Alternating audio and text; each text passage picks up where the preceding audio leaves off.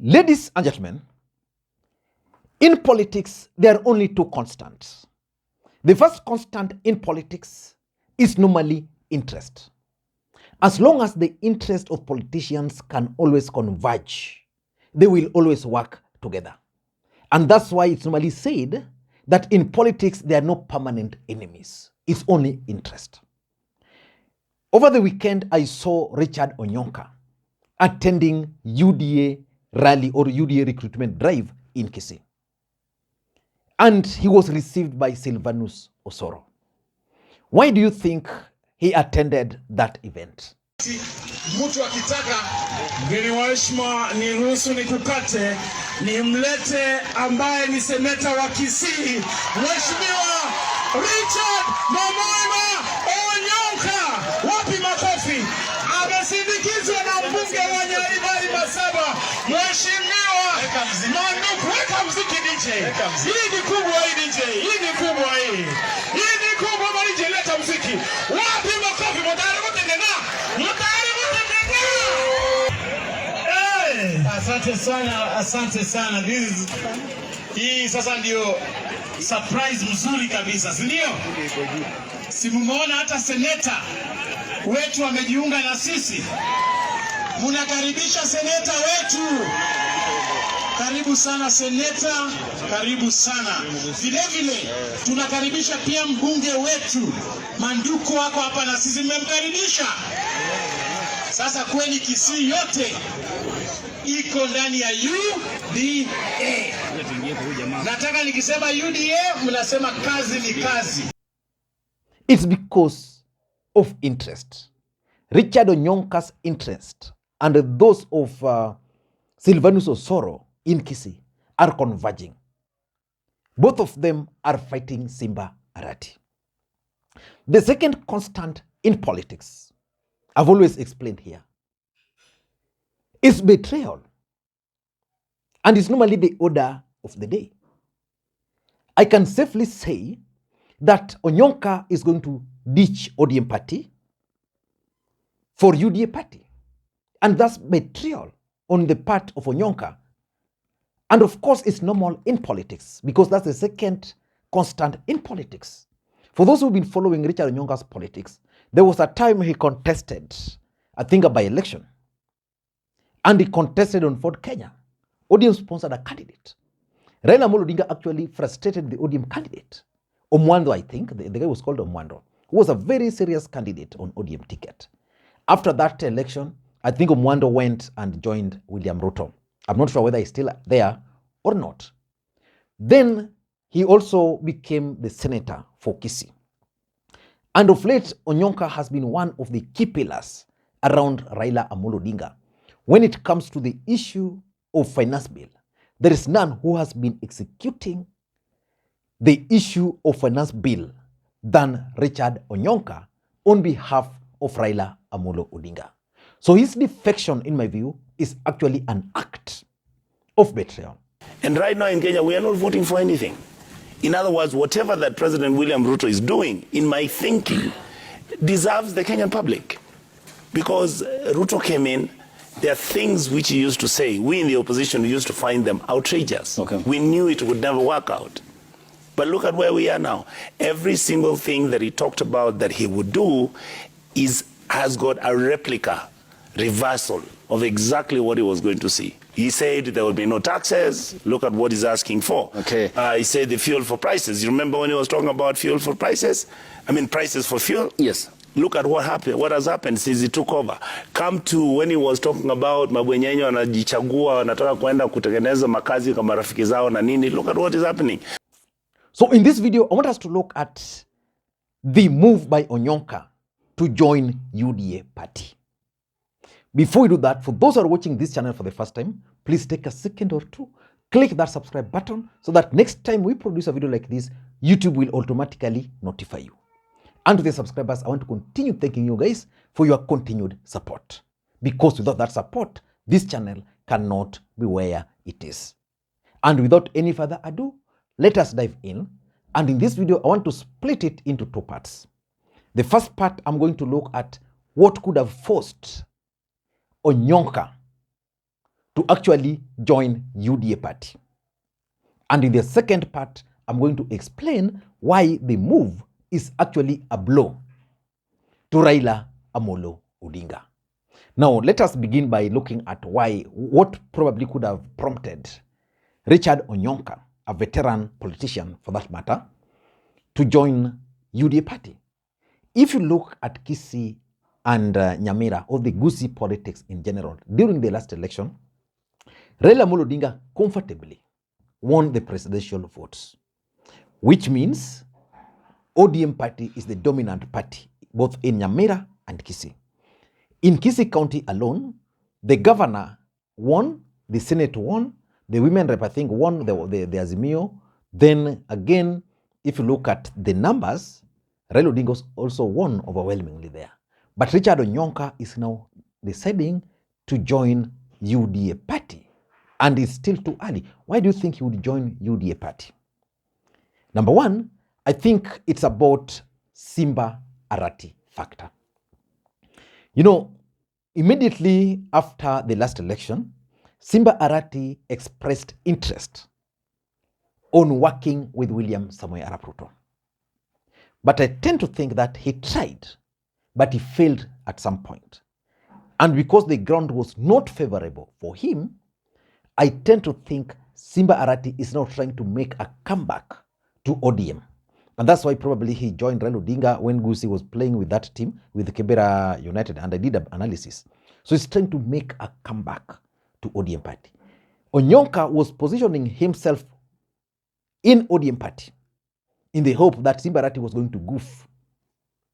And because Simba Arati is now making a comeback, and because Onyonka is still fighting Arati, if you ask me, that is what has forced him back to UDA Party, so that he can join forces with the government and also with government, join forces with government, Osoro, to fight Arati. So for me, that's number one. Number two, I also tend to think that it has everything to do with the Kisii gubernatorial race in 2027.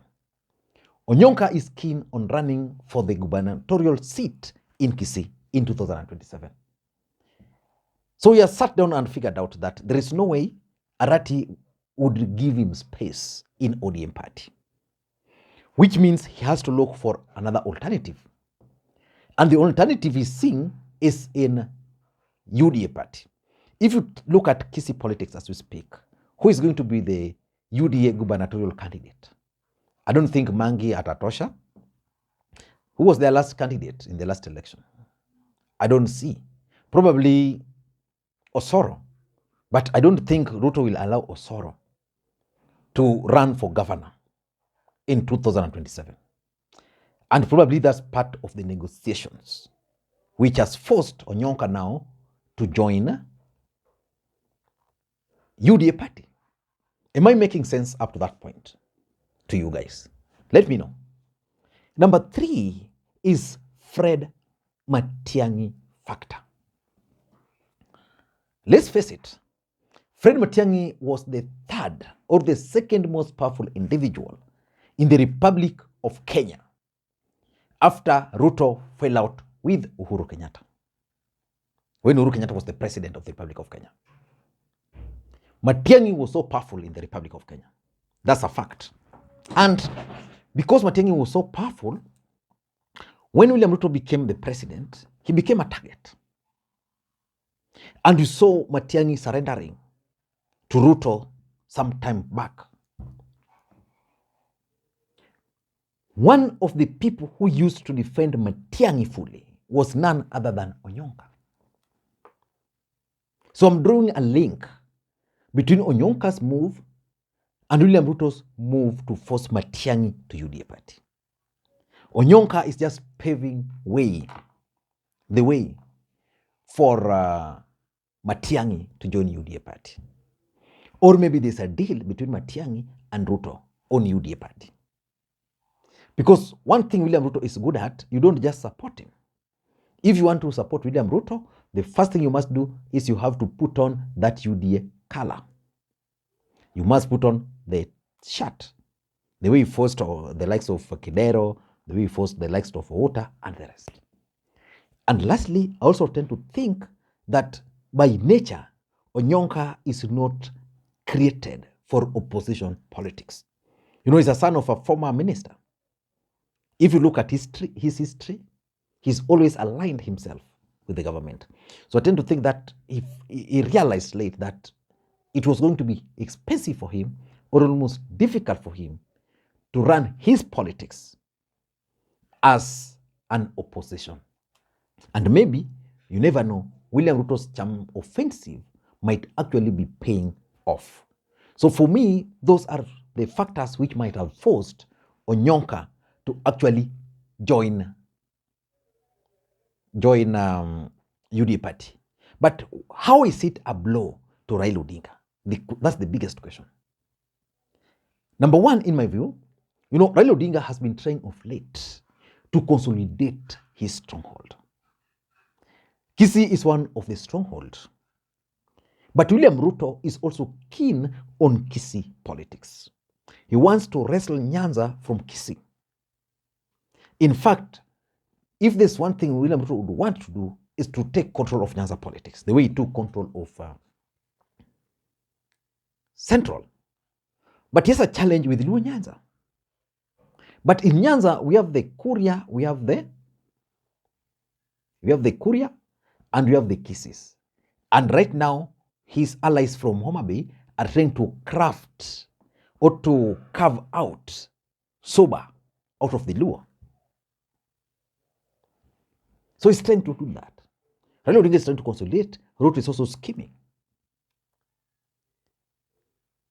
And Raila Odinga was best placed scheming with his troops behind him. In the same event, Dr. Manduku, who is also an ODM member of parliament, also joined UDA, which means Ruto is plotting to isolate Raila Odinga and therefore stopping Raila Odinga from consolidating the stronghold. So for me, I tend to think that it's going to affect Raila Odinga's moves to try and consolidate stronghold. Like for example, if Raila Odinga were to go to Kisii today, accompanied by Onyonka, Manduku, and other elected members of parliament from the region, it would have more weight than if we were to go there, Onyonka is not there, members of parliament are not there. In fact, it made his campaign very difficult in the last election because out of all elected MPs from Kisii and Nyamira, he only had one. This time around, I think he had more than half of the elected MPs and governors. Number three is also going to affect Raila Odinga's political matrix for Gusii. The first thing is that Raila Odinga is used to working with veteran politicians, senior politicians. Raila Odinga had a dependable player in the name of Ongwae, in the name of Ongera, but in the last election, these guys were swept. They never stuck with Raila Odinga. What they did, they simply jumped to UDA Party. So which means right now, Raila Odinga's eye in Kisii is Arati. But William Ruto is also targeting Simba Arati. So what matrix would Raila Odinga use? He was hoping to use Richard Onyonka, but Onyonka has also now left. So which means if Raila Odinga were to now begin politics, Kisii politics again, he would have to be forced to scheme afresh with probably a new team. That is the fact. And lastly, if you ask me, politics is a perceptual game. What William Ruto and UDA are doing in Kisii is a dangerous game. They want to create the perception that Raila Odinga is actually losing Gusii region, that he doesn't have leaders. If Arati could be persuaded to go slow the way he did, it's only I think the ground is forcing him back. Or maybe he realized that Onyonka was also making good head starts in ODM. You know, Onyonka going, all these other guys, and UDA is busy on the ground there. It creates the perception that ODM is losing its ground in Kisii. I don't think that's something which Raila Odinga really anticipated. So it's a huge blow on his part. I don't know what you think. Do you think Richard Onyonka can actually influence the voting pattern of Kisii in 2027? Let me know in the comment section. And in case you watched this video up to this particular point, please in the comment section, just raise up your hands and say, Lee, I'm present. Thank you guys, and may you have a good day. Bye-bye.